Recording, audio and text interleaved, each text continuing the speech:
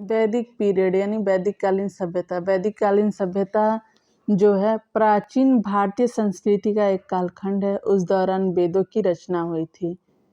हड़प्पा संस्कृति का पतन यानी वैदिक कालीन सभ्यता के पूर्व भी कुछ सभ्यताएं पाई गई थी, जिसमें से हड़प्पा सभ्यता को आप लोग जानते होंगे। हड़प्पा सभ्यता के बारे में उसका पतन हो चुका था।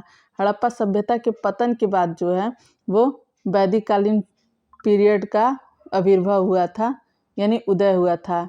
और वैदिक कालीन पीरियड के बारे में हमें कहाँ से जानकारी मिलती है, यानी वेदों के आधार पर जो है हमें इसकी जानकारी मिलती है। और कहा जाता है कि वैदिक कालीन जो पीरियड है इसके निर्माता यानी जो भी इसके संस्थापक थे वो आर्यों को माना जाता है। और यह एक ग्रामीण संस्कृति थी जिसका अवधि यानी जिसका टाइम पीरियड जो था वो 1500 ईसा पूर्व से 600 ईसा पूर्व था। वैदिक काल को दो भागों में विभक्त किया गया है। पहला है ऋग वैदिक काल, दूसरा है उत्तर वैदिक काल। देखिए इसका टाइम पीरियड जो है 1500 ईसा पूर्व से 600 ईसा पूर्व है, लेकिन इसमें भी इसको दो भागों में विभाजित किया गया है। पहला है ऋग वैदिक काल, दूसरा है उत्तर वैदिक काल।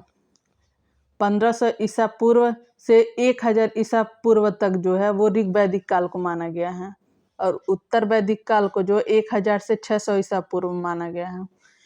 इसको भी मानने का दो कारण हैं, यानी इसको दो भागों में विभाजित करने का भी कारण है।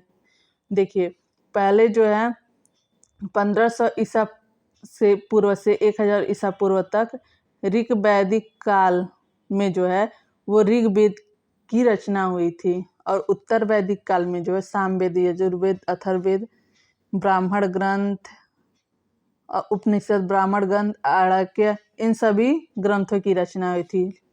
इसीलिए इसे दो भागों में विभाजित किया गया है।